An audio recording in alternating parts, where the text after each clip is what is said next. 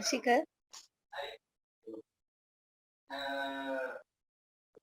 අපි අන්තිමට ලියපු පාඩම පොඩ්ඩක් කියන්න වෙනවා.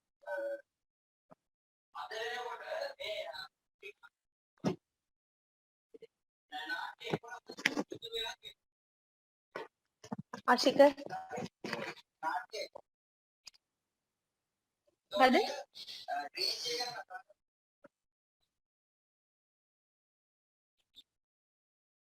දේශීය තාල පද්ධතිය ප්‍රස්තාර කරාද? ඒක කියලා දුන්නද? ඒක කියලා දුන්නද? එතකොට මේ අපේ දේශීය තාල පද්ධතිය ගැන කතා කරොත් අපි දේශීය තාල පද්ධතිය හඳුන්වන්නේ තිත කියලා. හරිද? එතකොට දේශීය තාල පද්ධතියේ මේ තිත පෙන්වන කියන්නේ තාල වාදනය කරන්නේ තාලම්පටින් දෙන තිත මත පිහිටලා. ඒතර තාලම්පටින් නිපදවන ධ්වනි දෙකක් තියෙනවා. අපි කියනවා තිත්තේ කියලා. හරිද? තාලම්පට පියන් දෙක එකට ගෙහුවොත් තිත්. අපි එකට අප්‍රාණික ආඝාතය කියනවා. තිත් කියලා ගැහුවා. පියන් දෙක එකට ගැහුවා. හඬ විහිදෙන්න ගැහුවොත් අපි කියනවා තෙයි කියලා හඬට. ඒක අපි සප්‍රාණික ආඝාතය කියලා හඳුන්වනවා. විභාගෙදී අහන්න පුළුවන් තිතේ සප්‍රාණික ආඝාතය මොකද්ද අප්‍රාණික ආඝාතය මොකද්ද? ඒතර ඒකේ සලකුණු අහන්නත් පුළුවන්. තිතේ වල සලකුණ. ඒතර ඒව ලියා ගන්න පුළුවන්. තිත ප්‍රධාන වශයෙන් කොටස් හතරයි. තිත කොටස් කීයද ඇහුවොත් හතරයි.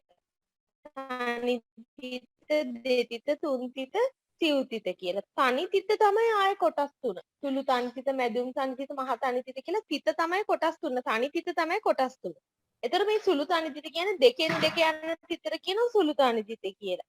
ඒක උඩරට බෙරපදයේ, පහතරට බෙරපදයේ, සබරගමු කියලා සම්ප්‍රදායන් තුනක් තියෙනවා. ඒතර උඩරට බෙරපදයට ගහන්නේ ගැට බෙරේ.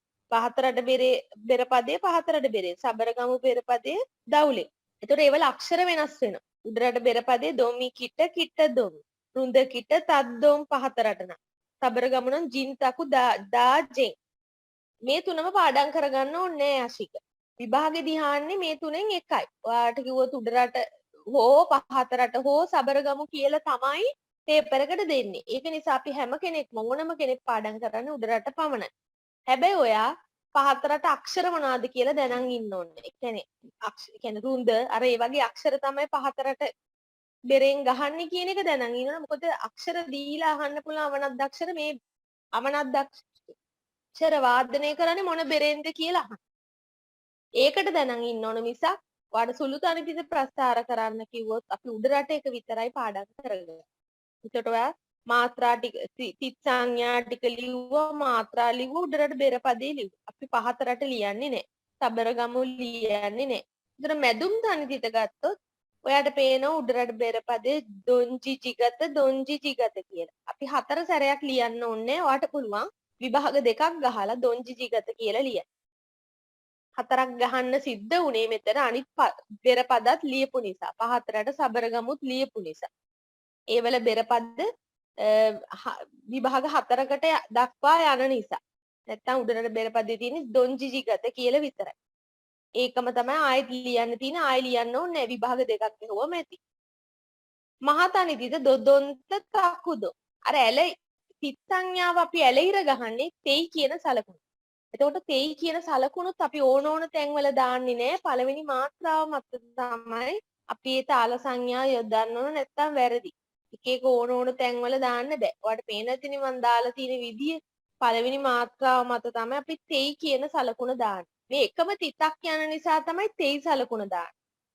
ඒ කියන්නේ දෙකෙන් දෙකටමයි යන්නේ, තුනෙන් තුනටමයි යන්නේ, හතරෙන් හතරටමයි යන්නේ. ඒක නිසා තමයි තනි තිතක් නිසා තමයි අපි තෙයි සලකුණ දාන්නේ. දෙතිත ගැන කතා කරොත් තිත් දෙකක් එකට යෙදුනම අපි කියනවා දෙතිත කියලා. තේරුණාද? එතකොට දෙතිත කොටස් තුනයි. සුළු මැදුම් දෙතිත, සුළු මහ දෙතිත, මැදුම් මහ දෙතිත කියලා ඔහොම කොටස් වලට වෙන් වෙනවා. එතකොට සුළු මැදුම් දෙතිත ගැන කතා කරොත් 2යි 3යි 2යි 3යි යන පිටට කියනවා සුළු මැදුම් දෙතිත කියලා. හරිද? එතකොට දොන් ජින්ත ගත දොන්ත කියලා තමයි බෙරපදේ එන්නේ. දොන් ජින්ත ගත දොන්ත. තේරුණාද? එතකොට ඒකෙත් උඩරට පාඩම් කරාම ඇති. තිත් දෙකක් යෙදෙන නිසා තමයි තිත්තේ කියලා එන්නේ. තිත් සලකුණවට පේනවනේ තෙයි. තිත්තේ. සුළු මහ එන්නේ දොන් දොන් ජින් ජින් ගජි ගත දොන් දොන් ජින් ජින් ගජි ගත. ඉතින් මේව පාඩම් වෙන්න ඕන. අපි එතකොට උඩරට බෙර පදේ පමණමයි පාඩම් කරගන්නේ. මැදුම් මහ දෙතිතට එන්නේ දොන් දො ජින් ගත ජිගත දොන් තක දොන් දො ජින් එහෙමයි එන්නේ. එතකොට අපි බලමු මේවට සමාන අපි බලමු මේවට සමාන එනවා හින්දුස්ථානි තාල පදහන විභාගය. ඒව තමයි ප්‍රශ්න. ඔයාලට මම ප්‍රශ්න දුන්නද?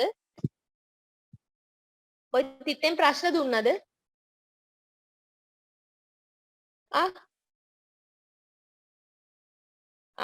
එහෙනම් ලියා ගන්න වෙනවා තිතේ ප්‍රශ්න ටික. තිතට දෙන ප්‍රශ්න ටික ලියා ගන්න. ඒ ටික විතරනේ දීලා නැත්තේ.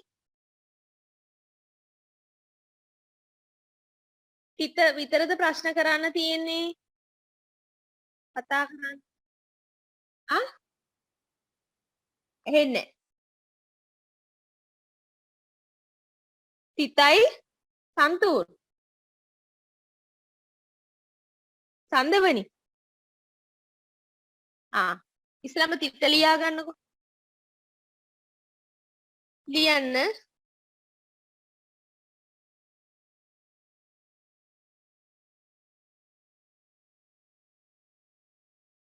තිතේ සප්‍රාණික ආඝාතය හා අප්‍රාණික ආඝාතය නම් කරන්න. තිතේ සප්‍රාණික ආඝාතය හා අප්‍රාණික ආඝාතය නම් කර ඒවායේ සලකුණුද ලියා දක්වන්න. තිතේ සප්‍රාණික ආඝාතය හා අප්‍රාණික ආඝාතය ලියා ඒවාට අයත් සලකුණු ලියා දක්වන්න.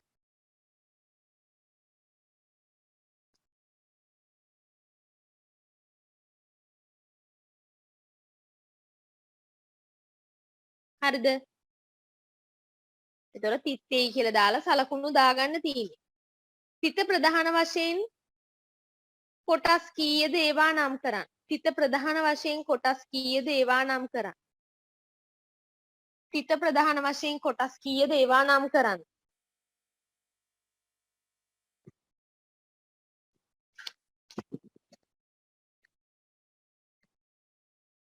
තිත ප්‍රධාන වශයෙන් කොටස් කීයද ඒවා නම් කරන්න.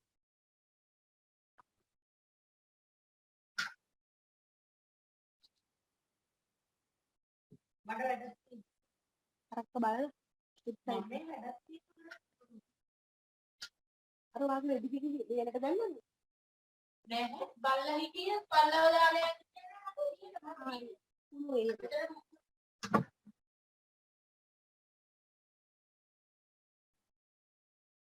තනිතිතේ ප්‍රභේද නම් කරන්න. තනිතිතේ ප්‍රභේද නම් කරන්න.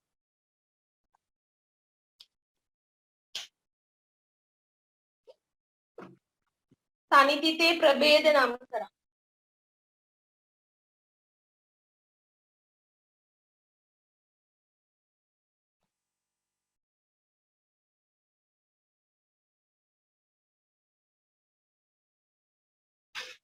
හරිද? හරිද? ඊළඟ ප්‍රශ්නේ. එතකොට ඒවට රූල් 3ක් විතර යනවා. සුළු තනිතිත නියමිත තාල සංඥා සහිතව ප්‍රස්ථාර සුළු තනිතිත නියමිත තාල සංඥා සහිතව සුළු තනිතිත නියමිත තාල සංඥා සහිතව සුළු තනිතිත නියමිත තාල සංඥා සහිතව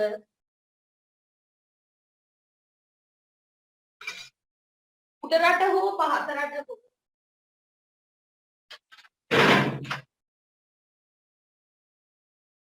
උඩරට හෝ පහතරට හෝ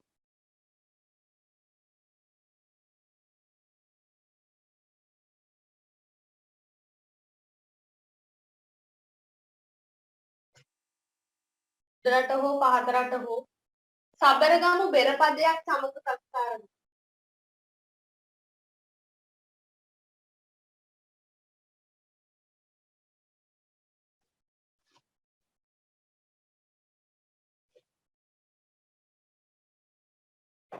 උඩරට හෝ පහතරට හෝ සබරගමු බෙරපදයක් සමග ප්‍රස්ථාර කරන්න.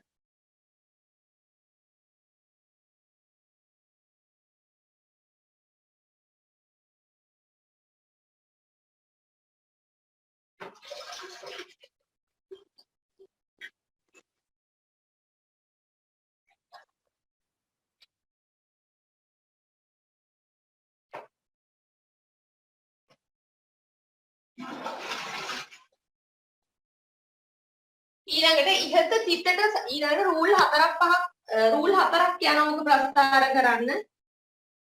රූල් 4ක් තියන්න. ඊළඟ ප්‍රශ්නේ ඉහත තිතට සමාන හින්දුස්ථානි තාලය.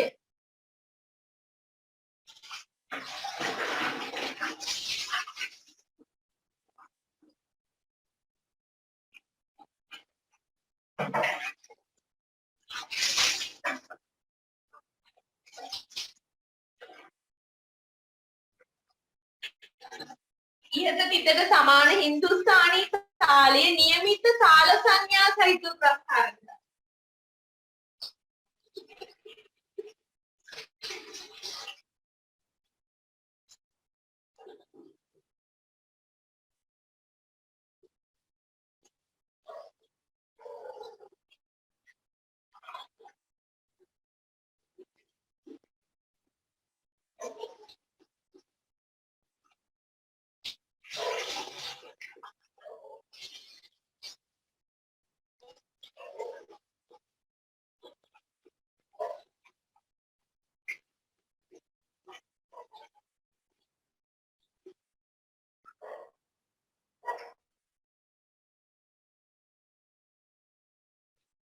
හරිද?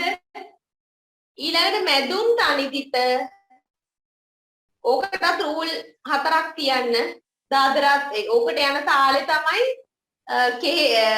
ලාවණී තාලේ ප්‍රස්ථාර කරන්න. සුළු තනි තිත සමාන තාලේ මොකක්ද යවුවොත් ලාවණී තාලේ. දෙකෙන් දෙකන යන්නේ දගේ නැති නකදී. හරිද? රූල් 4ක් තියලා ලියන්න. මැදුම් තනි තිත උඩරට හෝ පහතරට හෝ සබරගමු පෙරපදයක් සමග ප්‍රස්ථාර කරන්න.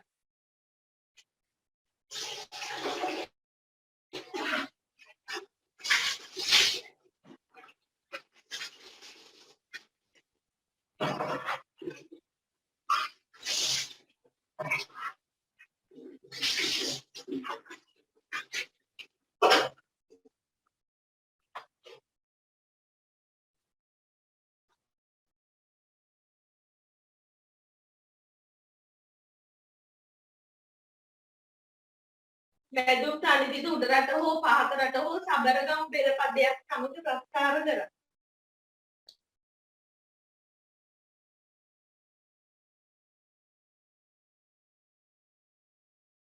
ඒකටත් රූල් 4ක් තියලා ලියන්න. ඉහත තිතට සමාන හින්දුස්ථානි තාලය. ඉහත තිතට සමාන හින්දුස්ථානි තාලය નિયમિત තාල සංඥා සහිතව ප්‍රස්ථාර කරන්න. નિયમિત තාල සංඥා සහිතව ප්‍රස්ථාර කරන්න.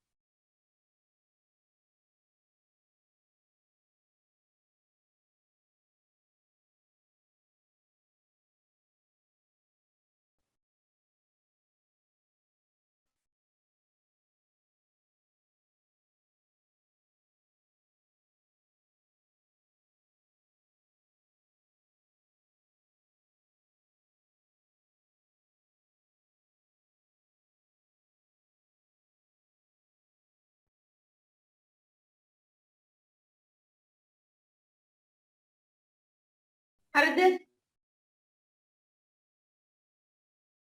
ඊළඟ මහතනි තිත નિયમિત තිත් සංඥා සහිත උඩරට හෝ පහතරට හෝ සබරගමු පෙරපදයක් සමග ප්‍රස්ථාන. හැබැයි ඔයා මේවා පාඩම් කරලා කරනවා මිසක් වැඩක් නෑ මේක බලලා කරනවා නම්. නැත්නම් ඉතින් පොත බලන් ලිව්වා වගේ වැඩක්.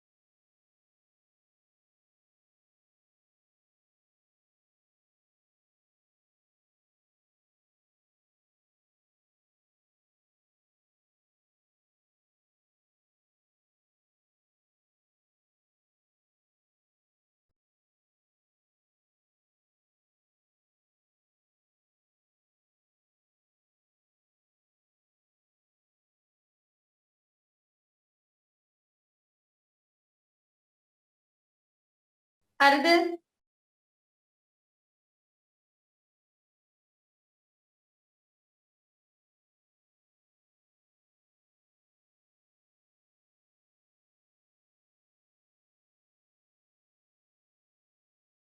ඊළඟ ඉහත තිතට සමාන හින්දුස්ථානී තාලය නියමිත තාල සංඥා සහිතව ප්‍රස්ථාර කරන්න. ඒතර මැදුම් තනි තිතට සමාන තාලේ නම් දාදරා, මහ තනි තිතට සමාන තාලේ හැවුවොත් කෙහෙරවත් හරි ත්‍රිතාලුත් හරි. ඔයාලට කැමති එකකින් දෙකින් එකක් ප්‍රස්ථාර කරන්න.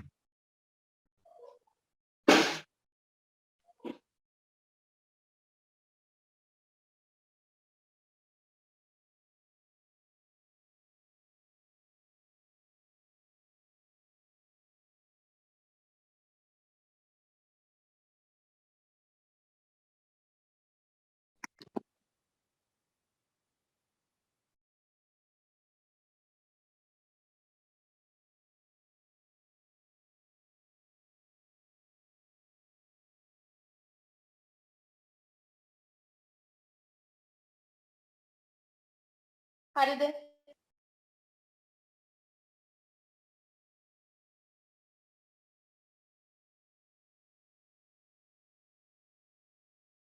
හරිද?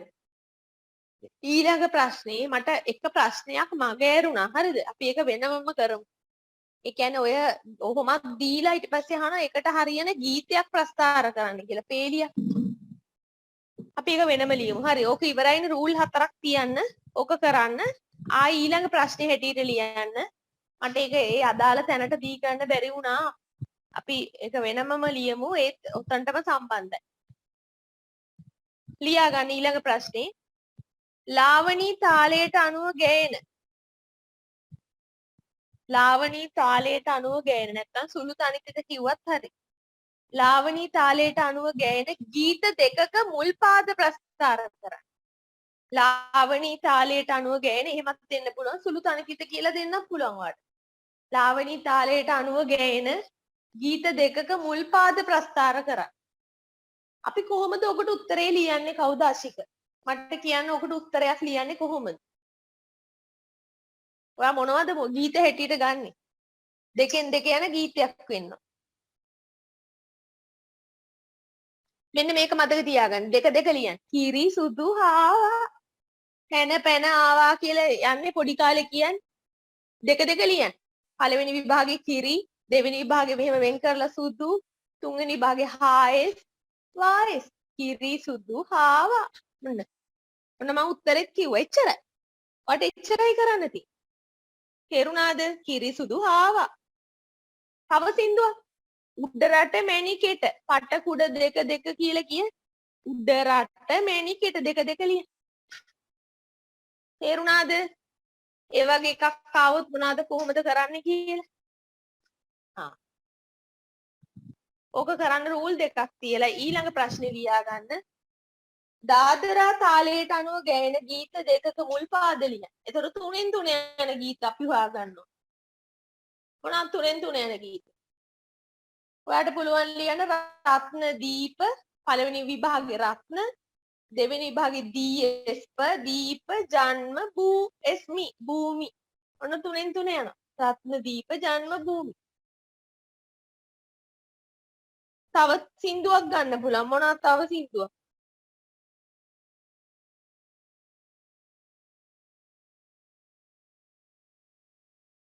මොනවද ගන්න තව සින්දු අඳුර අඳුර මගේ සොඳුර සොඳුර මගේ කියලා තියෙන අඳුර අඳුර මගේ ඊළඟට සොඳුර සොඳුර මගේ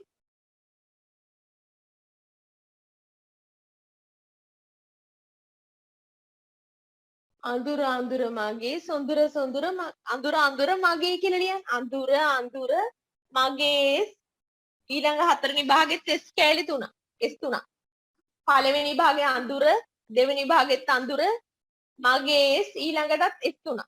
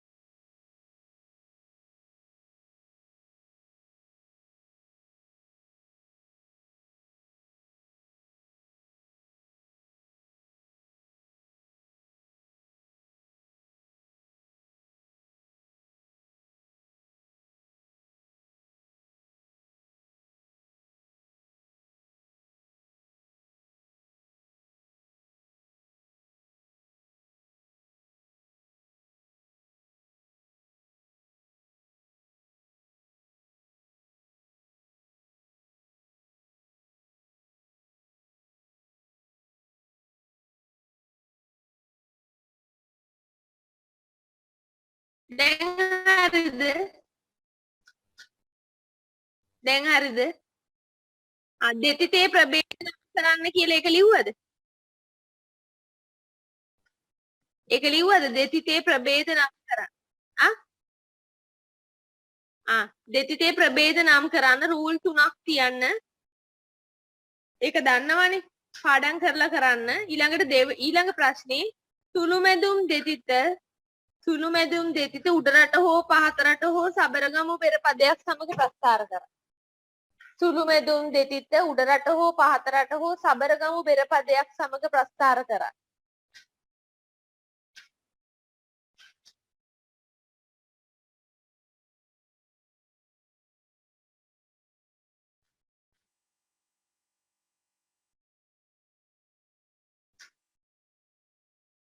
සුළුමැදුම් දෙතිත උඩරට හෝ පහතරට හෝ සබරගමු බෙර පදයක් සමග ප්‍රස්ථාර කරන්න.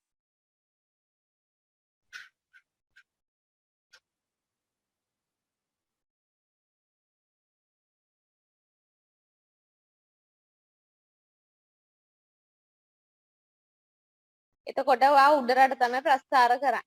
දොන්ජින්ත ගත දොන්ත කියලා වාට පුළුවන් වෙන්න ඕන කියපු ගමන්ම. හරිද? දැන් පාඩම් නොකර නම් බෑ කෞදාශික. ඕවා පාඩම් වෙන්නම ඕනේ ප්‍රශ්න. ඕවා නිතරම අහන ප්‍රශ්න.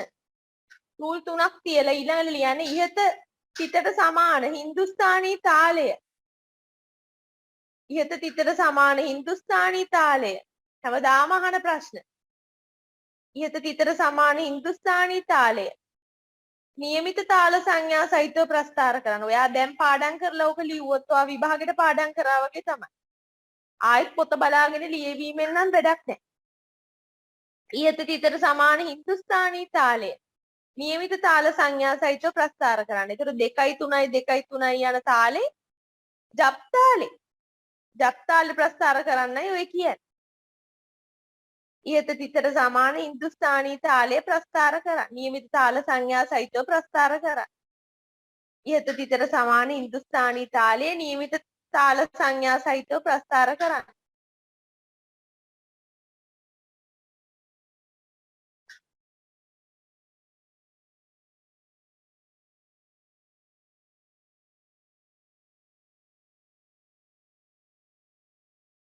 ජප්තාලේ ප්‍රස්ථාර කරන්නේ ඇයි රූල් 3ක් 4ක් තියන්න වෙන. ඊළඟ ප්‍රශ්නේ. ඉහත තාලයට අනුව ගැයෙන ගීත දෙකක ඉහත තාලයට අනුව ගැයෙන ගීත දෙකක මුල් පාද ප්‍රස්ථාර කරන්න. ඉහත තිත්තට අනුව ගැයෙන ඉහත තාලයට අනුව ගැයෙන ගීත දෙකක මුල් පාද ප්‍රස්ථාර කරන්න.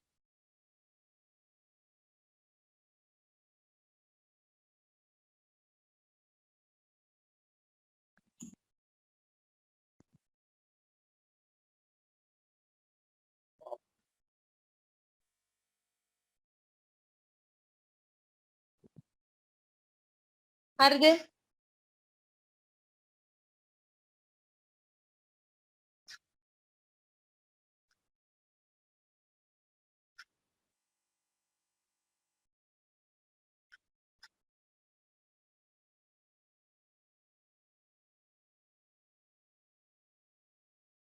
හරිද?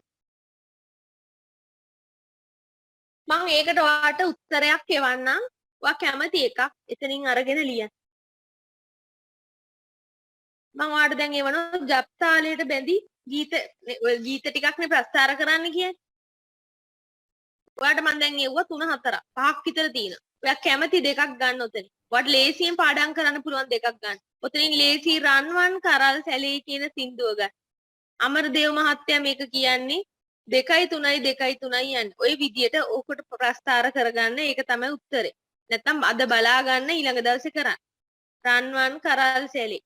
රන්වන් කරල් සැලේ සන්තුන් කමින් බරව. ඔහොම යන්නේ.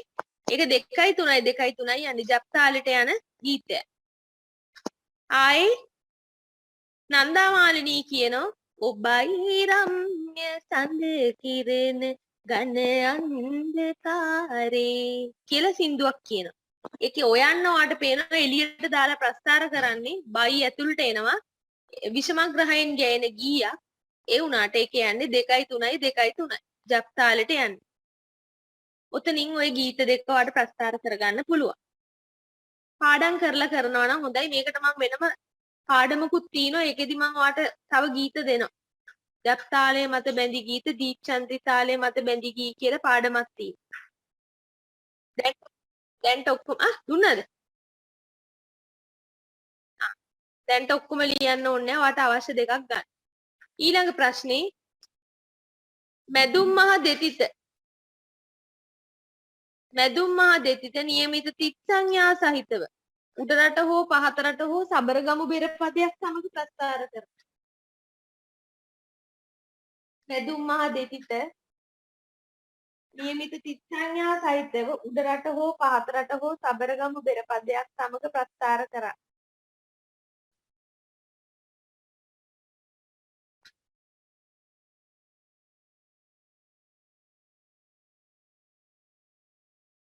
උඩරට හෝ පහතරට හෝ සබරගමු බෙරපදයක් සමග ප්‍රස්තාර කරා.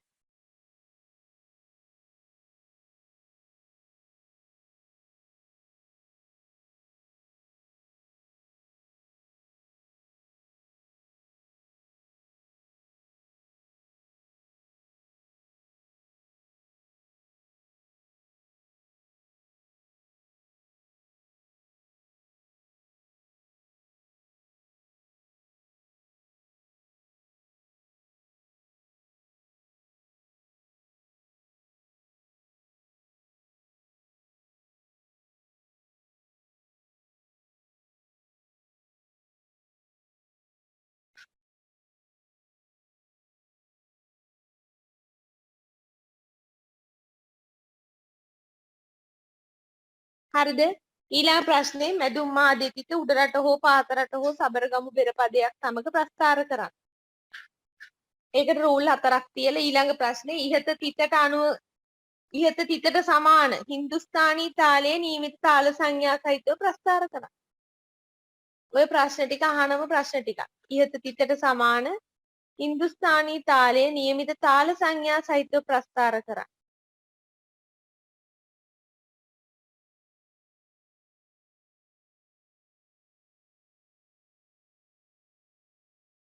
ඒකට රූල් 4ක් තියන්න.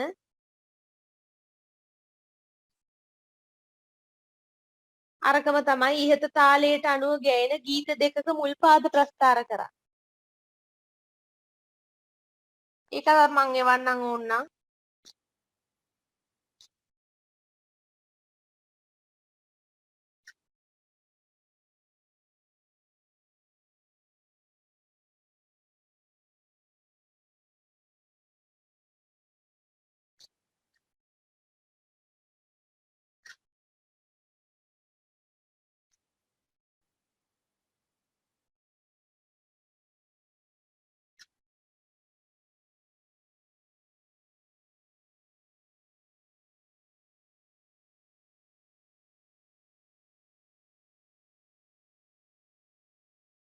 හරිද?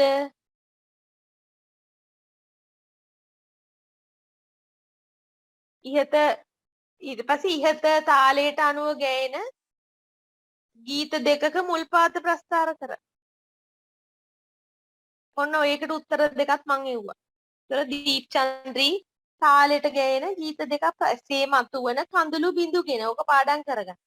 මොකද මැණිකේ හනික යන්නේ. ඒක ප්‍රස්තාර කරන්න. එතකොට ඒක හරි.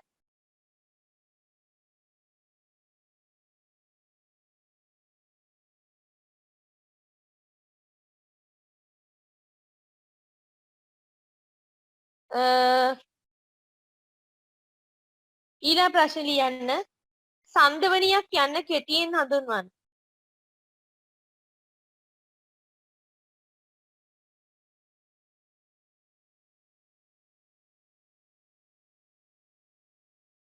ඔව්.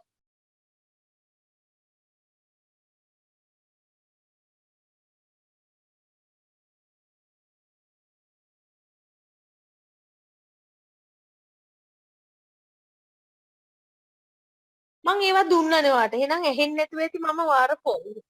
ඔව්. ඒකයි වෙලා තියෙන්නේ. ෆෝන් එක ඔෆ් වෙලා තිබිද්දි තමයි ඒ ටික කියලා තින්නේ ඒකයි උනේ. එහෙනම් ඒක අන්තිමට ලියන්න ඒක අවුලක් වෙන්නේ නැහැ වට තේරෙනවනේ.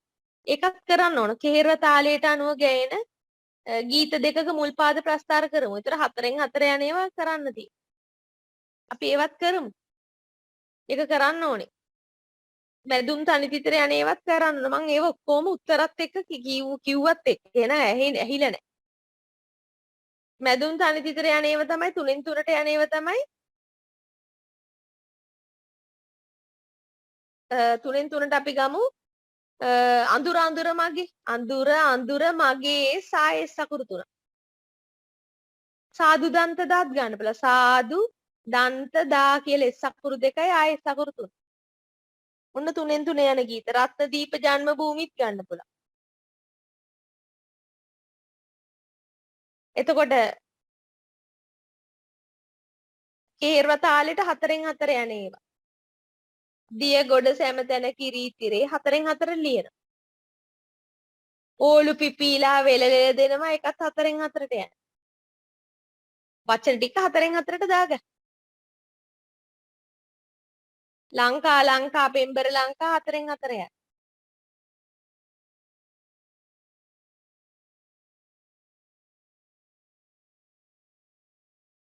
ඔව්. කේර්ව තාලෙට සමාන තිත ඇහුවොත් මහතන තිත. එතකොට කෙහෙර්වා මහතනි තිතට යන ගීතයක් ලියන්න කිව්වොත් කෙහෙර්වා වුණත් මහතනි තිත කියලා අපි දැන් මහතනි තිත කියන්නේ දේශීයනේ. දේශීය තාල පද්ධතිය තමයි තිත කතාව යන්නේ. හින්දුස්ථානි තාල පද්ධතියේ ඒගොල්ලෝ තාල දෙගොල්ලෝගෙම එක විදියට යන්නේ. 4න් ඒගොල්ලෝ මේකෙත් 4න් 4 ඒකෙත් 4න් 4. ඒතර ඒකට යන ගීතයක්. 4න් 4 යන ගීතයක් අපි ප්‍රස්තාර කරනවා. තේරුණාද?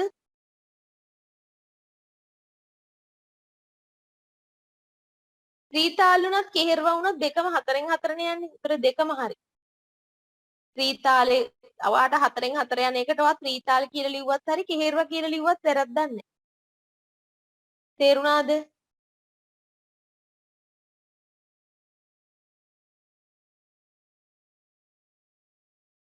ඊළඟට ඔයා මතක තියාගන්න සුළු මහ දෙතිත වගේ එකක් කට සමාන තිතක් නැහැ.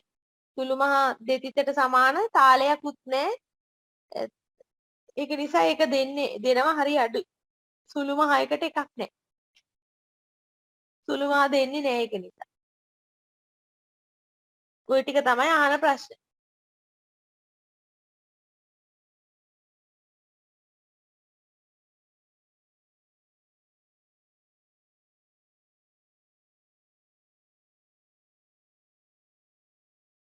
හරිද?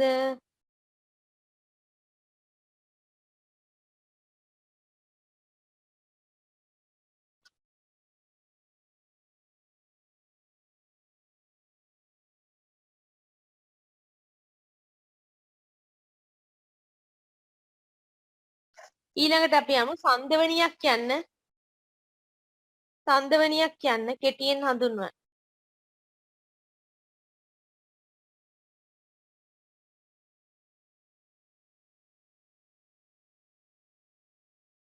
සංදවනියක් කියන්න හඳුන්වන්න.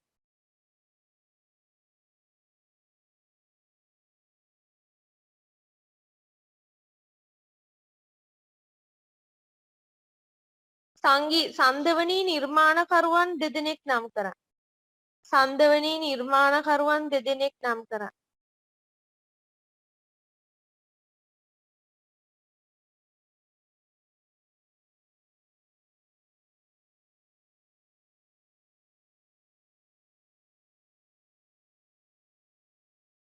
සංදවනී නිර්මාණකරුවන් දෙදෙනෙක් නම් කරන්න. ඒතර මෝසාට් බීතෝවන්.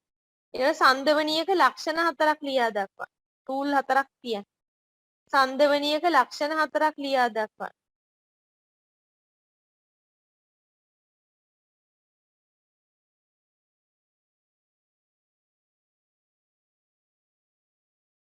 සංදවනියක ලක්ෂණ 4ක් ලියන්න.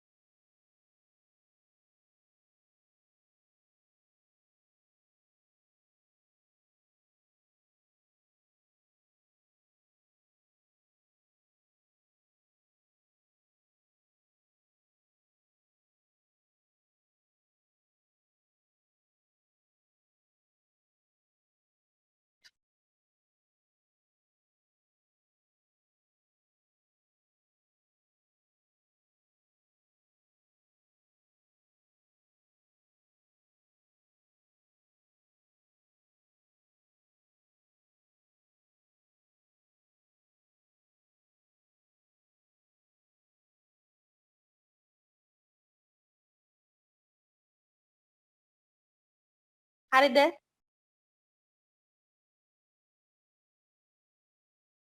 ඊළඟට සංදවනී නිර්මාණකරු සංදවනියක ලක්ෂණ 4ක් ලියන්න. සංදවනියක් සඳහා යොදා ගන්නා භාණ්ඩ 4ක් නම් කරන්න.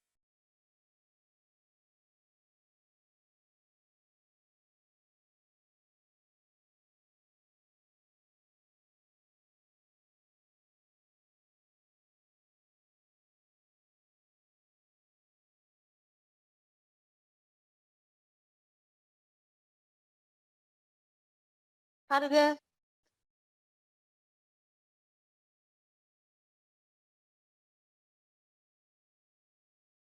බීතෝවන්ගේ නෑ මොසාර්ට්ගේ ජීවන තොරතුරු 3ක් ලියා දක්වන්න. මොසාර්ට්ගේ ජීවන තොරතුරු 3ක් ලියන්න. ඔයා මොනවද ලියන්නේ ජීවන තොරතුරු කියලා හිතන්න ඕන. ඔයාට පුළුවන් කියන්න මොහු අවුරුදු 6 සිටම වාදනයට මනා හැකියාවක් තිබ්බ කෙනෙක්. මෙයා බීතෝවන්ගේ ගුරුවරයා කියලා ලියන්න පුළුවන්. එයා කරපු සංදවනී ටික ලියන්න පුළුවන්. එයාගේ විශිෂ්ට සිම්පනිය ගැන ලියන්න පුළුවන්. එයා ඉපදිච්ච රට එයා අර සැලස්බර්ග් නගරේනේ ඉපදිලා තියෙන ඒක ලියන්න පුළුවන්. එයා ඉපදුණු වර්ෂ ලියන්න යන්න එපා. මැරුණ වර්ෂ ඒව වැඩක් නැහැ. ඒව පාඩම් කරන්න බෑ. ලේසියෙන් අපිට මතක තියාගන්න පුළුවන් කරුණු 3ක් කටපාඩම් කරගන්න 3ක් තමයි ජීවන තොරතුරු අහන්නේ. ජීවන තොරතුරු 3ක් තමයි අහන්නේ. මොසාර්ට්ගේ ජීවන තොරතුරු 3ක් ලියා දක්වන්න. ඒකට රූල් 4ක් විතර තියන්න. ඊළඟ ප්‍රශ්නේ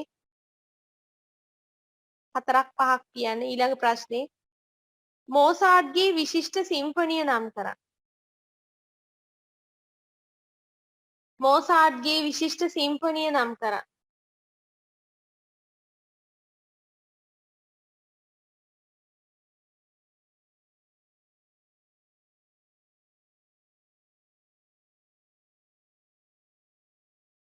මොසාර්ට් විසින් නිර්මාණය කරන ලද සංදවනී 4ක් නම් කරන්න.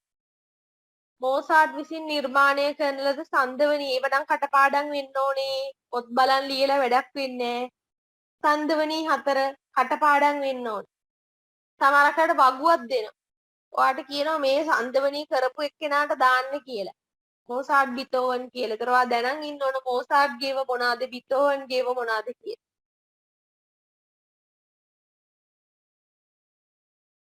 හෙට විභාගේ නම් අද පාඩම් කරන්න බෑ.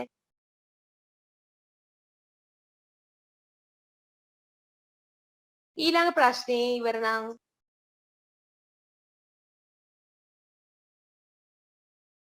එහෙනම් ඔයා කිව්වේ දැන් ලිව්වා කියලා.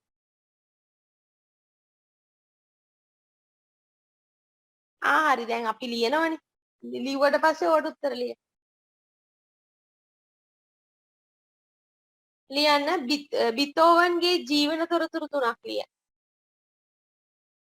බීතෝවන්ගේ ජීවන තොරතුරු 3ක් ලියන්න.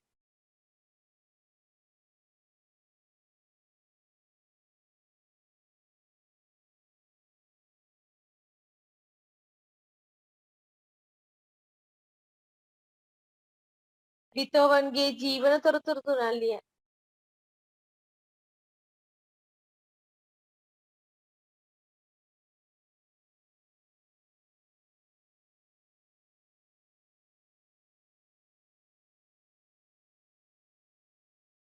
බීතෝවන් බිහිරෙකුව සිටියේදී ඊළඟ ප්‍රශ්න බීතෝවන් බිහිරෙකුව සිටියේදී කරන ලද විශිෂ්ට සිම්ෆනිය නම් කරන්න. බීතෝවන් බිහිරෙකුව සිටියේදී කරන ලද විශිෂ්ට සිම්ෆනිය නම් කරන්න.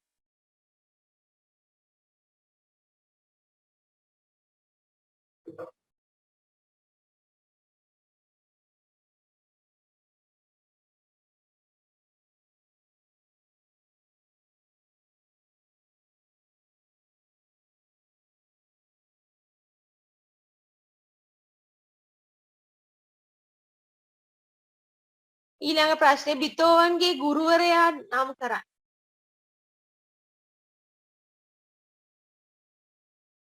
බීතෝවන්ගේ ගුරුවරයා නම් කරන්න.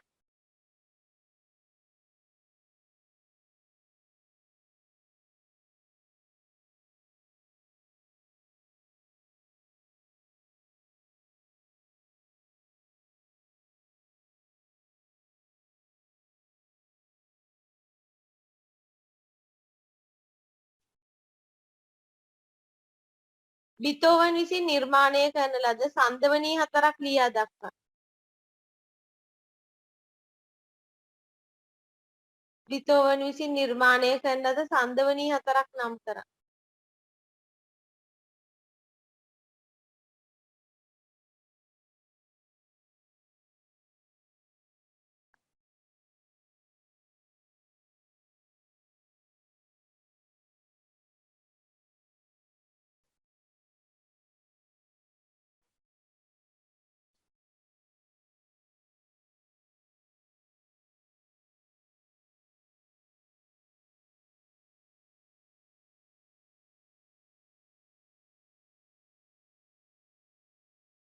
හරිද?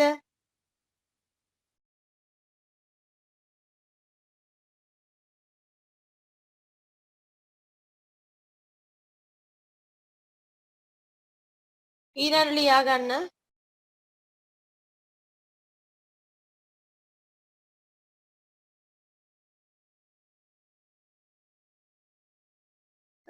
යුරෝපා ඉතිහාසයේ අවසාන මහා සම්භාව්‍ය සංගීතඥයා නම් කරන්න. යුරෝපා ඉතිහාසයේ අවසාන මහා සම්භාව්‍ය සංගීතඥයා නම් කරන්න.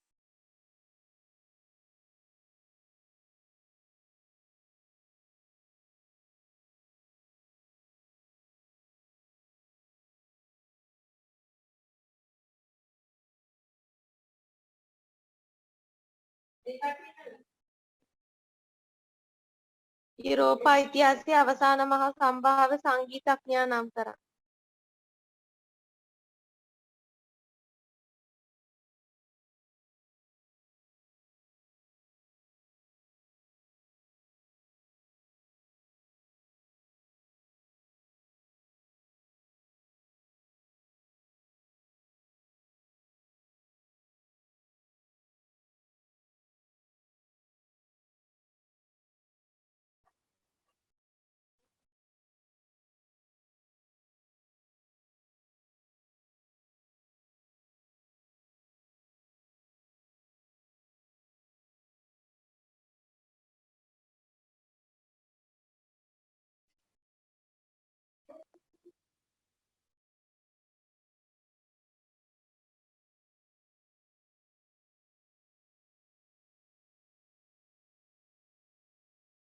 හරිද?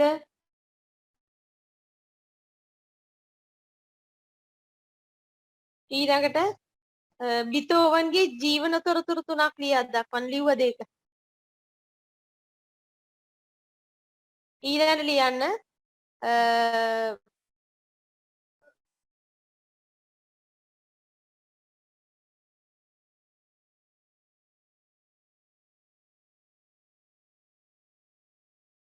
යුරෝපා ඉතිහාසයේ රොමෑන්ටික් සංගීතඥයා නම් කරන්න. යුරෝපා ඉතිහාසයේ රොමෑන්ටික් සංගීතඥයා නම් කරන්න.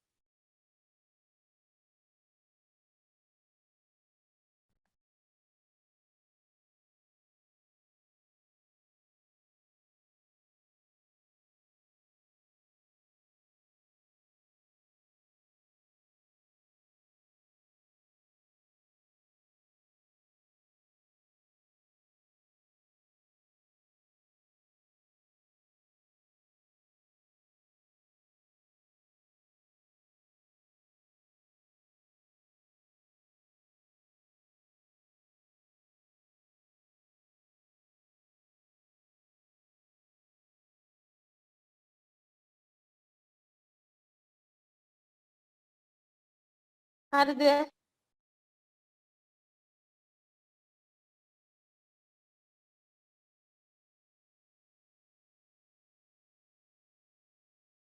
ඒ සංදවනී පාඩමේ එච්චර තමයි අහන්න තියෙන්නේ. හරි. තා මොනවද දෙන්න තියෙන්නේ? එච්චරයි නේද?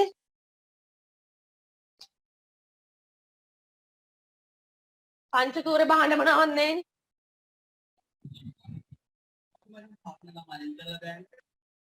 ආ? හරි. ඊළඟට දැන් කරන්න තියෙන්නේ සංදවනී නේද?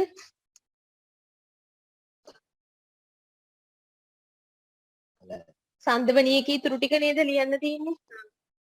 හරි ලියන්න එහෙනම්. ලියා ගන්න මාතෘකාව. මාතෘකාව ලියන්න. දැන් සංගීත භාණ්ඩ ලිව්වනේ සංදවනී නිර්මාණකරුවා කියලා ලොකු මාතෘකාවක් ලියන්න. සංදවනී නිර්මාණකරුවා ගේ තොරතුරු. සංදවනී නිර්මාණකරුවන්ගේ තොරතුරු කියලා මෝසාට් ගැන ලියාගමු. මෝසාට් කියලා ලියාගමු. මෝසාට් වරහන් ඇතුළේ ලියන්නේ 1956 ඉරාක් 1791 1756 ඉරාක් 1791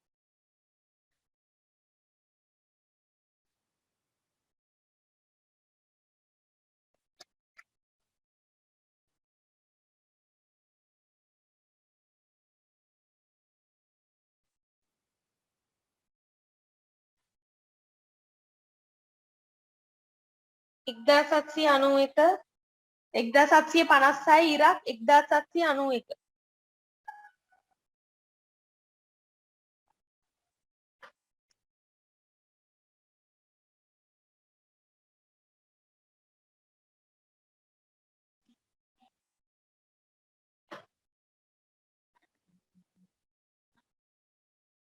ලියන්න. අපිට මොන හරි පේපර් සාකච්ඡා කරන්න තියෙනවද? මම ලියපු 1 2 කරා 3 4 කරා 1 2 3 4 5 6 වෙනකම් කරාද? ඈ? ආ. ඉතුරු ඒවා කරේ නැද්ද 10 11 12?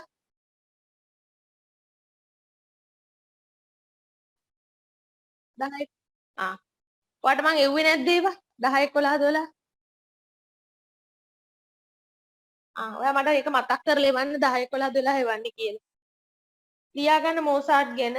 ඔහුගේ සම්පූර්ණ නම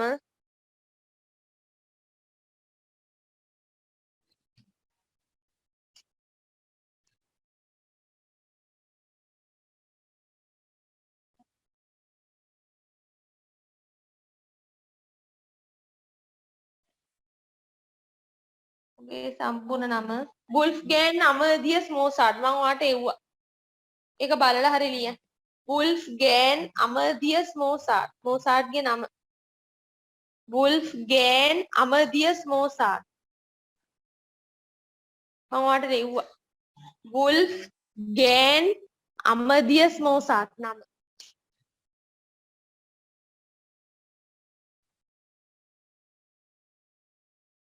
මොහු සංදවනී පුරෝගාමී නිර්මාපකයෙකි.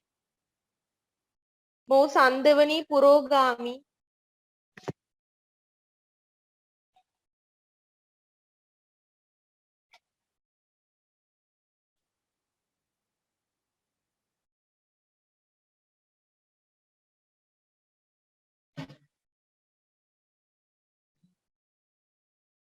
මොහු සංදවනී පුරෝගාමී නිර්මාපකයෙකු වශයෙන් හැඳින්වේ.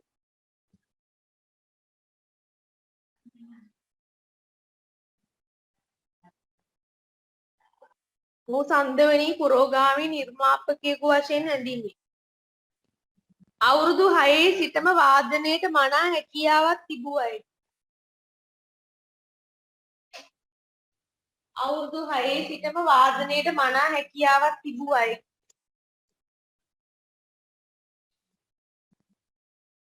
අවුරුදු 6 සිටම වාදනයට මනා හැකියාවක් තිබූ අය.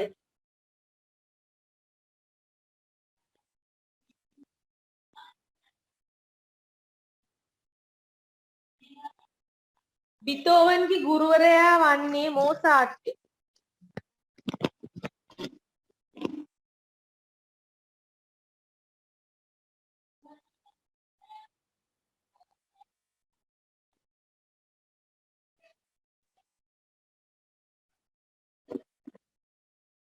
බීතෝවන්ගේ ගුරුවරයා වන්නේ මෝසාට්ය.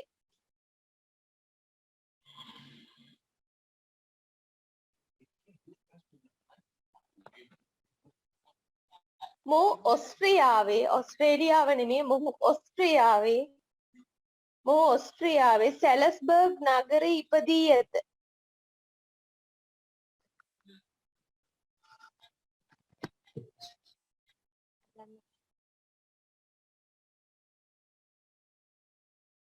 මොහු ඕස්ට්‍රියාවේ සැලස්බර්ග් නගරයේ ඉපදී ඇත. මට LMS එකවත් බලන්න. අපිට පටන් ගන්න හෙටද අනිද්දාද? මොහු ඕස්ට්‍රියාවේ සැලස්බර්ග් නගරයේ ඉපදී ඇත.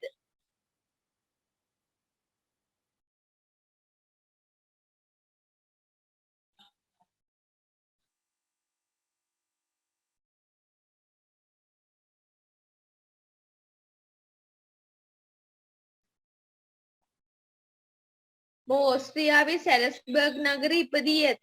හරිද?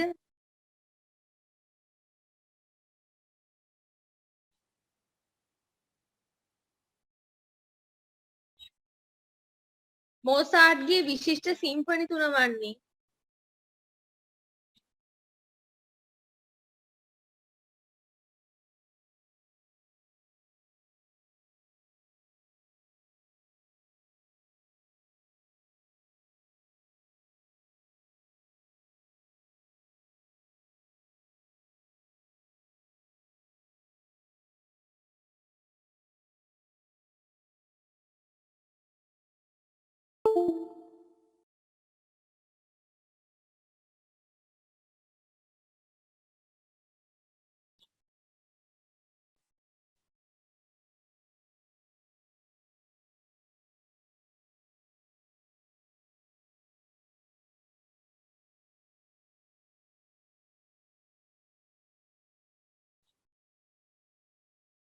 හරිද? මොසාර්ට්ගේ විශිෂ්ට සිම්පනි තුන වන්නේ කියලා බලලා ලියන්න. මම ඔයාලට එව්වා number 39 E flat major. ඒක බලලා ලියන්න. ඊළඟ number 40 G major, number 41 Jupiter. ඒක බලලා ලියන්න.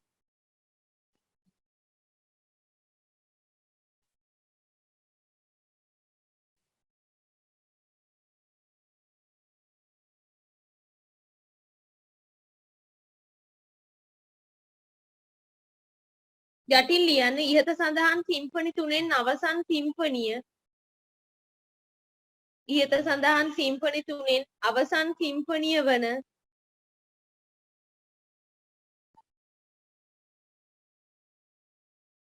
ඉහත සඳහන් සිම්පනි තුනෙන් අවසන් සිම්පනිය වන ජුපිටර් විශ්ව කීර්තියට පත්ව ඇත. එදන් යන්නේ විශ්ව කීර්තියට පත් වී ඇත.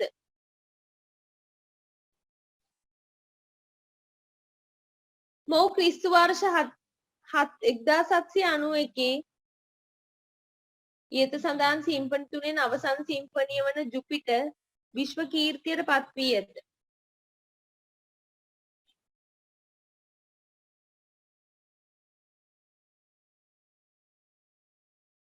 ජුපිටර් විශ්ව කීර්තියට පත්ව ඇත.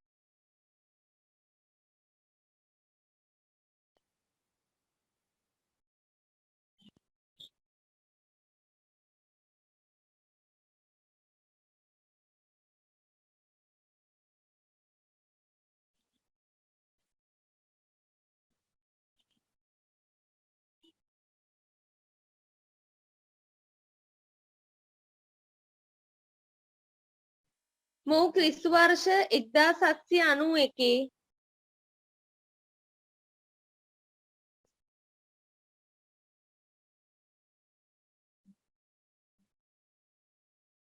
මොහු ක්‍රිස්තු වර්ෂ 1791 දෙසැම්බර් 5 වන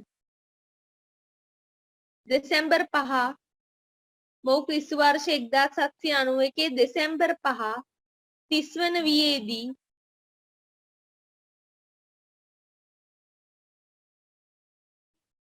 30 වන වියේදී මෙලොවින් සමුගත්තේය.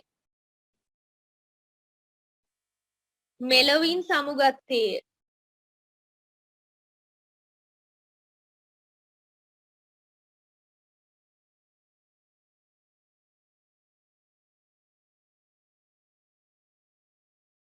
මෙලොවින් සමුගත්තේ. හරිද?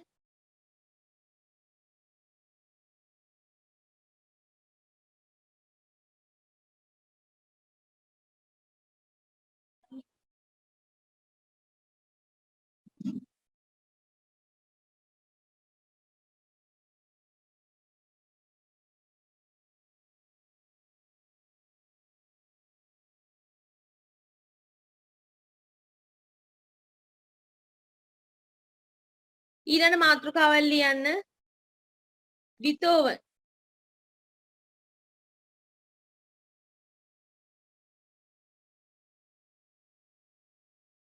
ඊළඟට අලුත් පිටුවක් අරන් බීතෝවන්. මොහුගේ සම්පූර්ණ නම ලුඩ්විග් වෑන් බීතෝවන්ය. මොහුගේ සම්පූර්ණ නම ලුඩ්විග් වෑන් බීතෝවන්ය.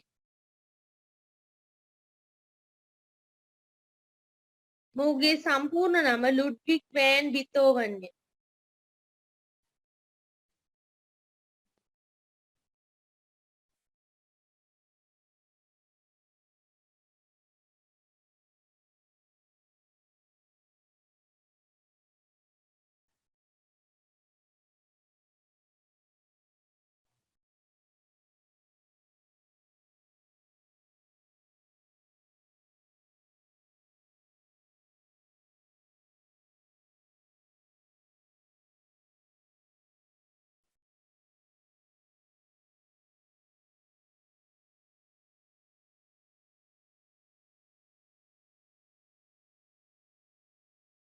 හරිද? මොහුගේ සම්පූර්ණ නම ලුඩ්විග් වෑන් බීතෝවන්. ජර්මනියේ බෝන් නුවර හරිද? ජර්මනියේ බෝන් නුවර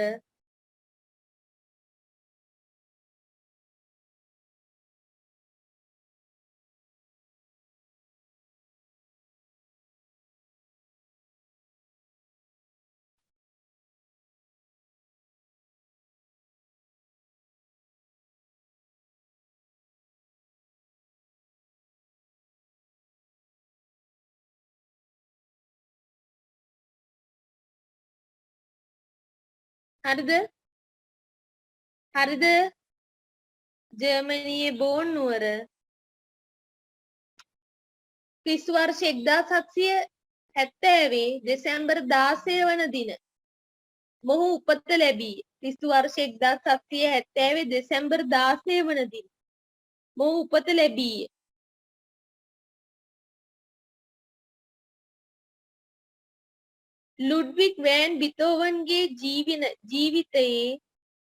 ලුඩ්විග් වෑන් බීතෝවන්ගේ ජීවිතයේ නව යුගයක් උදා වූයේ ලුඩ්විග් වෑන් බීතෝවන්ගේ ජීවිතයේ නව යුගයක් උදා වූයේ ඔහු වියානා නුවරට යාමෙන් පසුවයි. බීතෝවන්ගේ ජීවිතයේ නව යුගයක් උදා වූයේ ඔහු වියානා නුවරට යාමෙන් පසුවයි.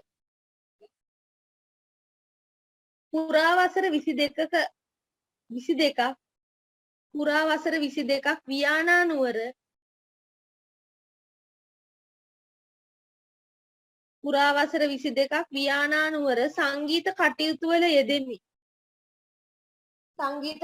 වල යෙදෙමි.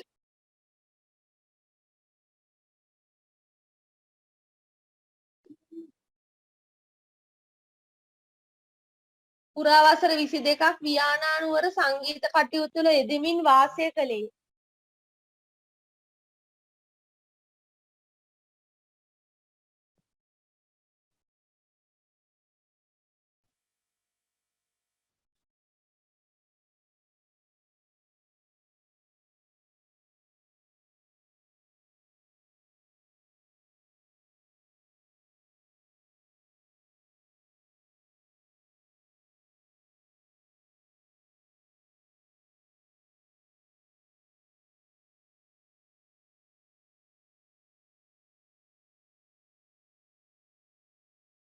හරිද? වසර 22ක වියානා නුවර සංගීත කටයුතු වල යෙදෙමින් වාසය කළේය. මොහුගේ සංගීත ගුරුවරයා මොසාට් හා හේඩ්න්ය. මොහුගේ සංගීත ගුරුවරයා මෝසාට් සහ හේඩ්න්.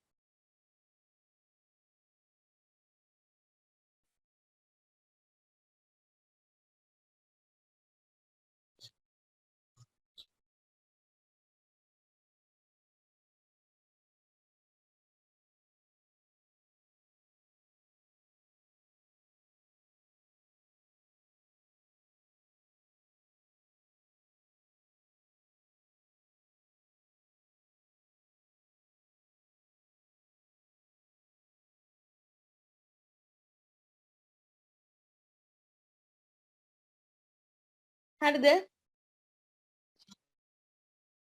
මෝසාට් සහ හේඩ්න්. බීතෝවන්ගේ කුසලතා දුටු මෝසාට් බීතෝවන්ගේ කුසලතා දුටු මෝසාට් වරක තම ශිෂ්‍යයා ගැන බීතෝවන්ගේ කුසලතා දුටු මෝසාට් වරක තම ශිෂ්‍යයා ගැන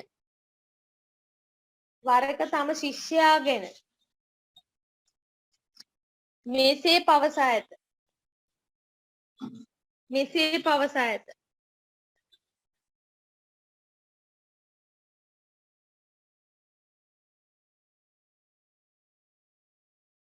මෙසේ පවසා ඇත.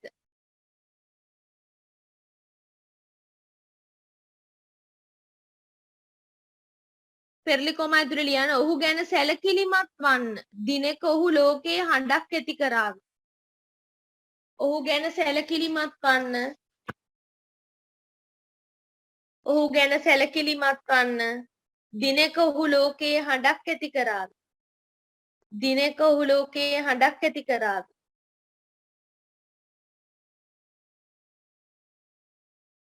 මොහුගේ සංගීතයේ විශේෂ ලක්ෂණය වූයේ මොහුගේ සංගීතයේ විශේෂ ලක්ෂණය වූයේ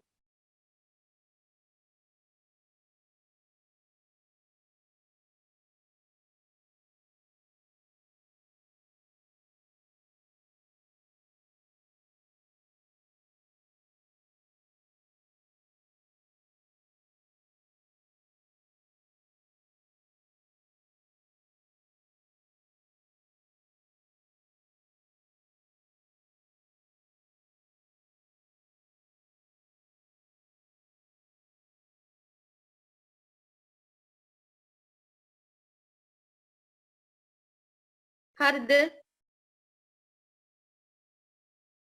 ඔහු ගැන සැලකිලිමත් වන්න. දිනක ඔහු ලෝකයේ හඬක් ඇති කරයි. පෙරලිකොමා දාලා ලියන්න. මොහුගේ සංගීතයේ විශේෂ ලක්ෂණය වූයේ මොහුගේ සංගීතයේ විශේෂ ලක්ෂණය වූයේ මෙයට පෙර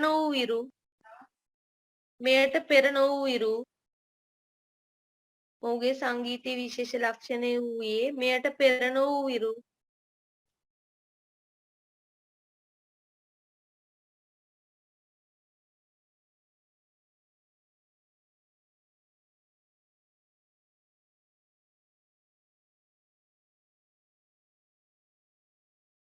මෙයට පෙර නොවූ විරු සංගීත භාණ්ඩ වර්ග මෙන්ම සංගීත භාණ්ඩ විශාල සංඛ්‍යාවක්ද සංගීත භාණ්ඩ වර්ග මෙන්ම සංගීත භාණ්ඩ විශාල සංඛ්‍යාවක්ද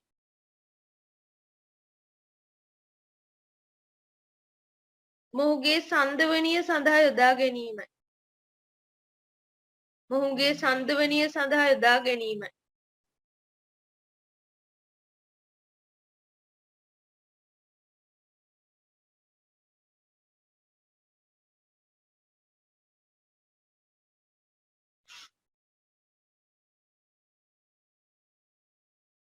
මෙයට පෙර නොවූ විරු සංගීත භාණ්ඩ වර්ග මෙන්ම සංගීත භාණ්ඩ විශාල සංඛ්‍යාවක් මොහුගේ සංදවනිය සඳහා යොදා ගැනීමයි.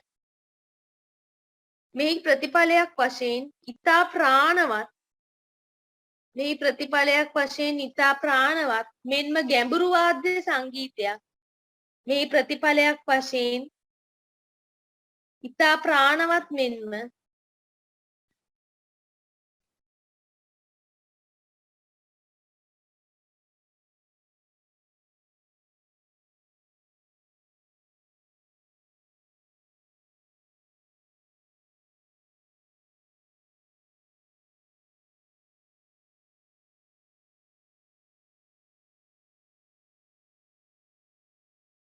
හරිද?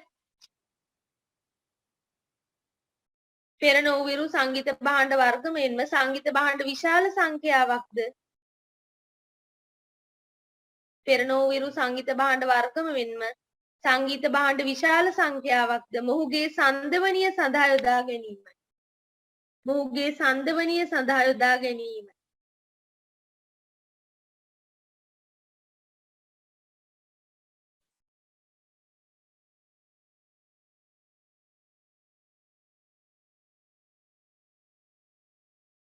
මොහුගේ සංදවනිය සඳහා යොදා ගැනීම.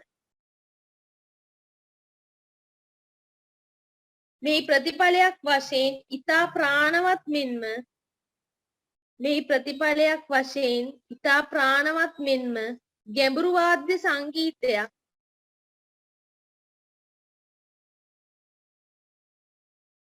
මොහුගේ සංදවනිය සඳහා යොදා ගැනීමයි මෙහි ප්‍රතිඵලයක් වශයෙන් ඊතා ප්‍රාණවත් මෙන්ම ගැඹුරු වාද්‍ය සංගීතයක් මේ ප්‍රතිඵලයක් වශයෙන් ඊතා ප්‍රාණවත් මෙන්ම ගැඹුරු වාද්‍ය සංගීතයක් සිම්ෆොනි ක්‍රමය තුළින් බිහි වී ඇත.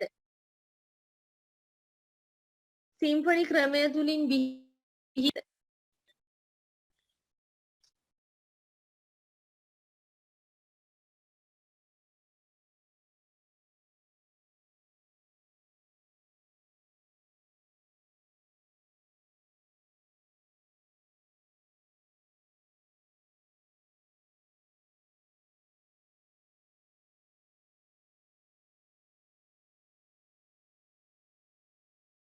සිම්ෆොනි ක්‍රමය තුළින් බිහි වී ඇත. බීතෝවන්ගේ සිම්ෆොනි 9 අතුරින් බීතෝවන්ගේ සිම්ෆොනි 9 අතුරින්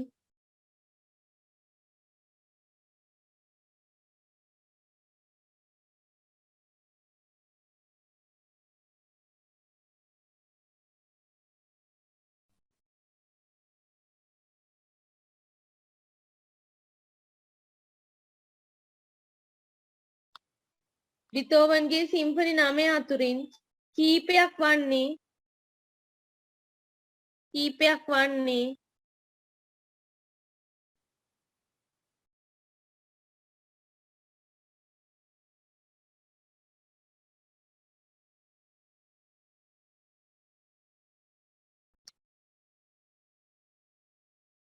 එක එරොයිකා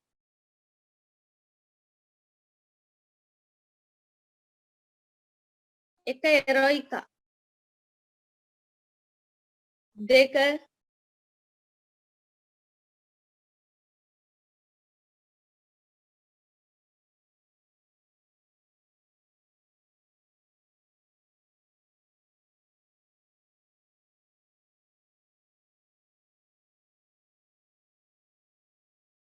දෙක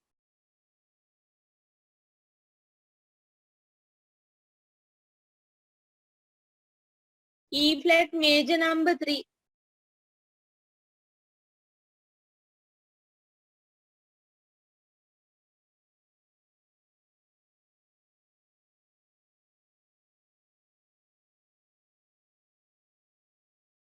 E flat major number 3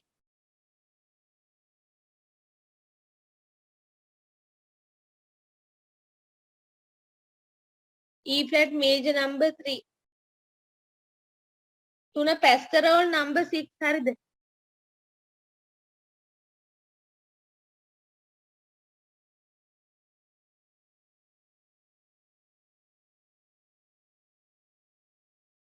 හරිද?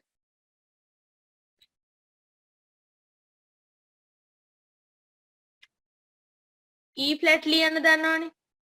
E අකුර flat එක උඩට වෙන ලියන්න. major number 3 පැස්කරෝල් number 6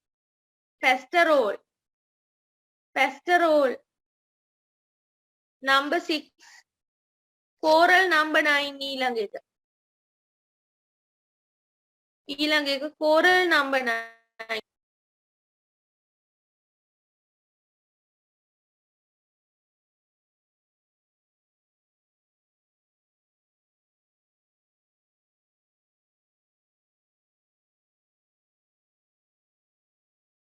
ඔව්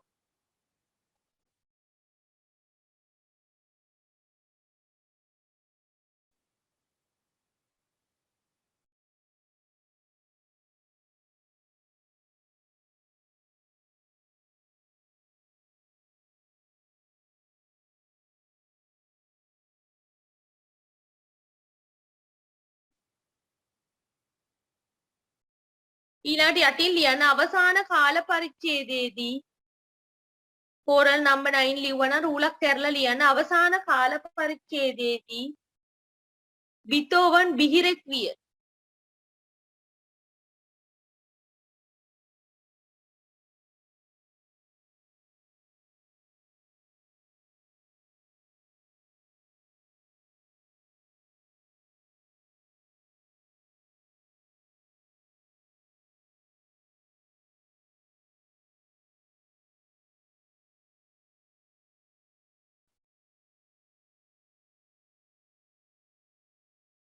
අවසාන කාල පරිච්ඡේදයේදී බිතෝවන් බිහිරෙක් විය.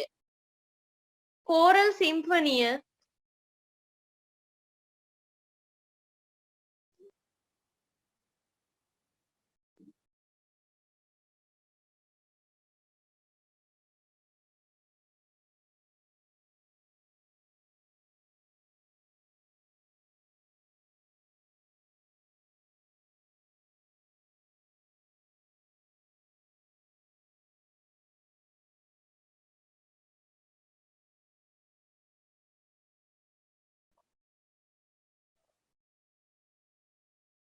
කෝරල් සිම්ෆනිය ඔහුගේ 9 වන කෘතිය.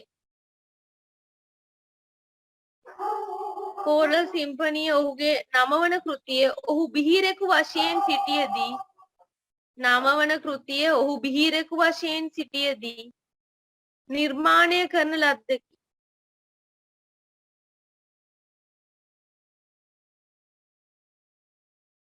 බිහිරෙකු වශයෙන් සිටියදී නිර්මාණය කරන ලද්දකි. හරිද?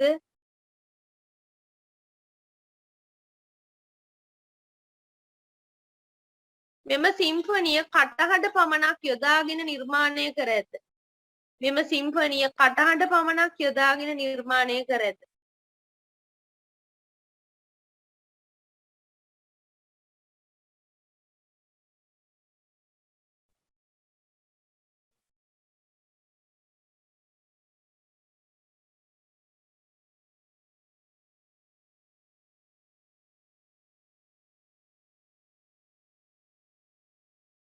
මෙම සිම්ෆනිය කටහඬ පමණක් යොදාගෙන නිර්මාණය කර ඇත.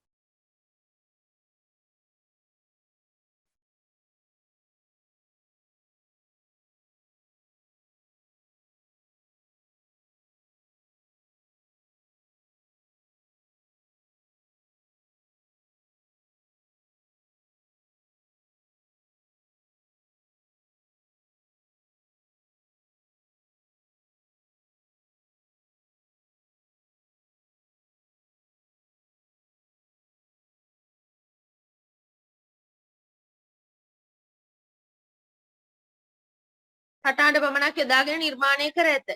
සිම්ෆනි ක්‍රමය හැඟීම් ප්‍රකාශ කිරීමේ සිම්ෆනි ක්‍රමය හැඟීම් ප්‍රකාශ කිරීමේ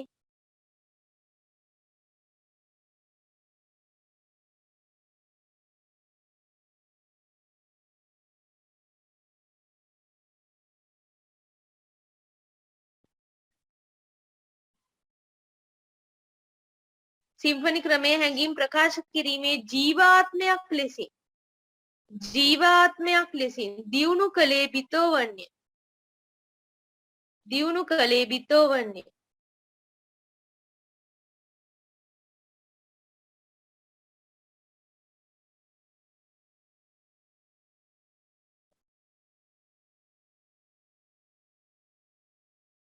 ජීවාත්මයක් ලෙසින් දියුණු කළේ බිතෝවන්ය. ලෝකයේ පළමු රොමැන්ටික් සංගීතඥයා ලෙස ලෝකයේ පළමු රොමැන්ටික් සංගීතඥයා ලෙස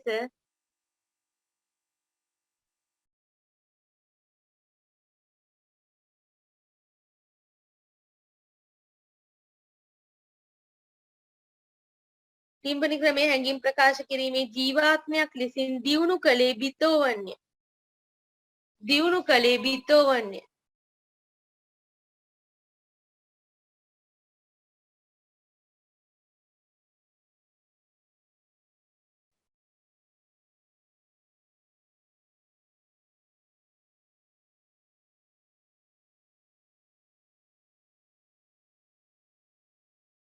ලෝකේ පළමු රොමෑන්ටික් සංගීතඥයා ලෙස මොහු හැඳින්වේ.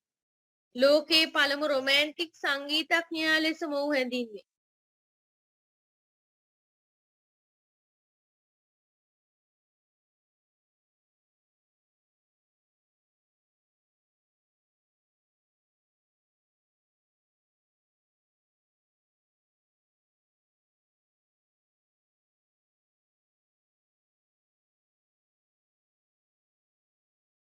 ලෝකේ පළමු රොමෑන්ටික් සංගීතඥයා ලෙස මොහු හැඳින්වේ. තවද යුරෝපා සංගීත ඉතිහාසයේ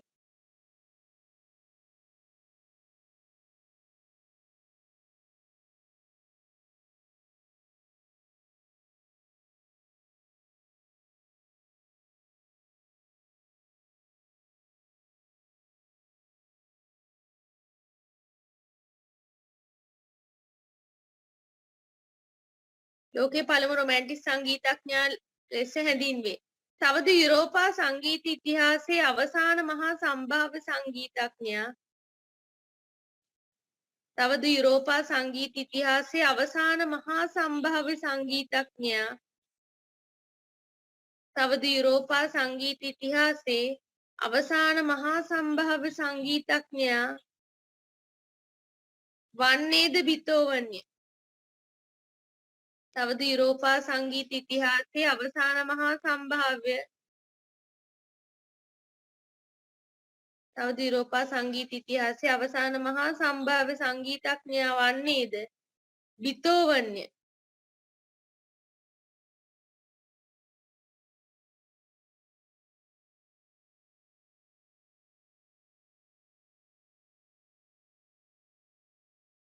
බීතෝවන්ය. මෙම සංගීතඥයා 1827 මාර්තු 26 වන දින මෙම සංගීතඥයා 1827 මාර්තු 26 වන දින මෙලොවින් සමුගත්තේය.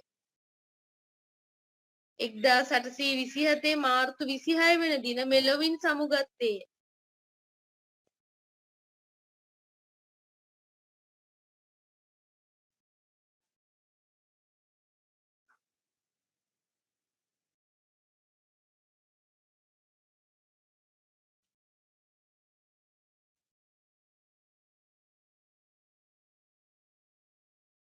ලෝකයේ පළමු රොමෑන්ටික් සංගීතඥයා ලෙස මොහු හැඳින්වේ. තවද යුරෝපා සංගීත ඉතිහාසයේ අවසාන මහා සම්භාව්‍ය සංගීතඥයා වන්නේද බීතෝවන්ය. මෙම සංගීතඥයා 1827 මාර්තු 26 වන දින මෙලොවින් සමුගත්තේය. එච්චරයි. ලිව්වද?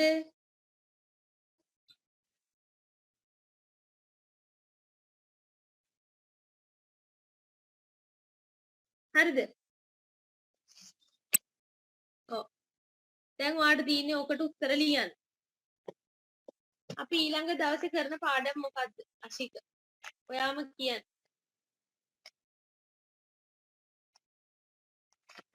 අපි මොකද්ද කරන පාඩම? තබ්ලාව කරාද?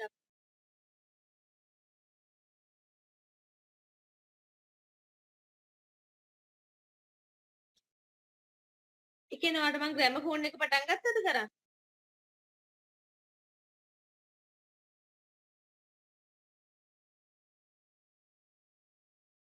පොඩි කැලලක් දුන්නා කිය.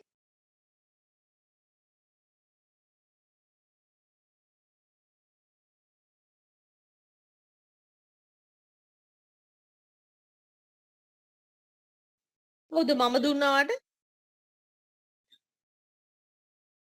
කවදාද දුන්නේ? පොඩි කොටසක් දෙන්න විදියක් නැහැ. දෙනවා නම් ඔක්කොම දෙනවා මිසක්. කවදාද?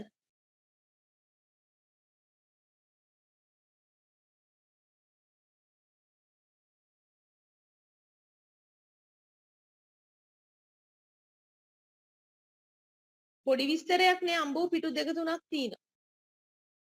අඩේ මට ඔයා වෙලා තින්නේ ඔයා මම පාඩම පටන් ගත්තම ඔයා සද්ද නොකර ඔහේ ඉන්නවා. මම මොකක් හරි පටන් අරගෙන ලිව්වම ඉතින් ඔයා ලියා ගන්න. ඔන්න ඔකනේ වෙලා තින්නේ මට එක ළමයා නෙමෙයි ඉන්නේ. ඔයා එතකොට කියන්න දැනගන්න මේ ගිය සතියේ කරේ මෙන්න මේ පාඩම කියලා. මමම අහනකම්ම ඔහේ ඉන්නවා. මොකද්ද කරපු පාඩම කියලා කියන්න එපා. එතකොට මං එතන ඉන්නේ පටන් ගන්න. අයියෝ අයියෝ. දැන් එතකොට ඔය ඔහොම ලිව්වම ඉතින් එක එක තැන් වලින් වෙන මේවා ලියන ඒවා. ඕකයි වෙන්නේ. කට ඇරලා කියන්න බෑනේ.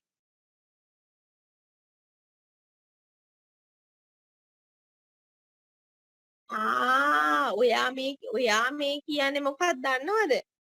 අර මේ මොනවද පරිගණකයේ පාඩමට දීපු ග්‍රැමෆෝනේ ඔය ටිකෙන් ඔයාට උත්තර ලියන්න බෑ. ඔක ලොකු පාඩමක්. ඔක වෙනමම මම ඒකේ ඔයාට ඉතුරු ටික නේද ඕන අර DVD කියන්නේ මොනවද මන් දැක්ක එහෙම එකක් දාලා තිනවා. ඔයා ඒක කොලේක ලියලා අලව ගන්න ඕන. මං ඒ ටික එවන්නම්.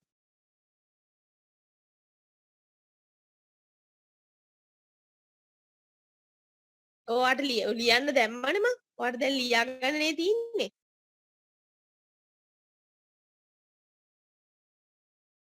ඕ. අර තේරෙන්නේ නැහැ. DVD ලියන්න තියෙනවද? DVD ඩැට් එකක් ලියන්න තියෙනවද? DVD මං එව්වේ නැද්ද ඔයාට? හරි එහෙනම් ඒක එතනටම ලියලා අලව ගන්න. වෙන තැනක ලියන්න එපා. ඒතර ඩැට් දුන්නා නම් DVD නොදීතියේ. එතන sample sound fonts අර sample sound fonts කියන එක. එතකොට multi track recording ඔන්න එව්වා. ඔන්න එව්වා. ඔක ඔතනට ලියා ගන්න. ඒ පාඩම එච්චරයි. ග්‍රැමෆෝන් තැටියුගේ මගේ අම්මෝ ලොකු පාඩම. ලොකු පාඩම. ඔයාට මං කරාද තබ්ලාව කරලාද?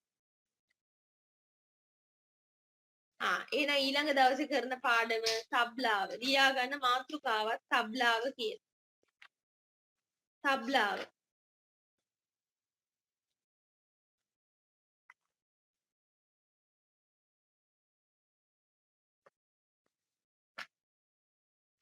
හරි.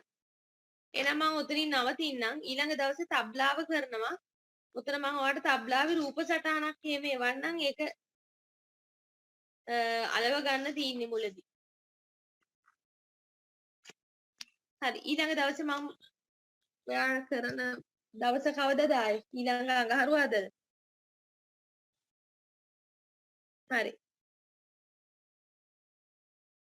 හරි එන ඊළඟ අඟහරුවාදට කරමු. එහෙනම් මම නවතින්නද? ඔව් මම ඔයාලට බලන්නම් මේ නෝට් එක දාන්න පොඩ්ඩක් මට මතක් කරන්න. තබ්ලාවේ වන්න කියලා මට මතක් කරන්න. ඒතර මම එවන්නම් ඔයා ලියලා තියන්න.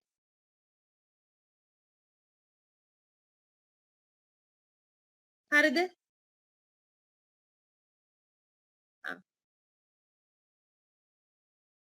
එහෙනම් ඔය ප්‍රශ්න ටිකට උත්තර ලියන්න.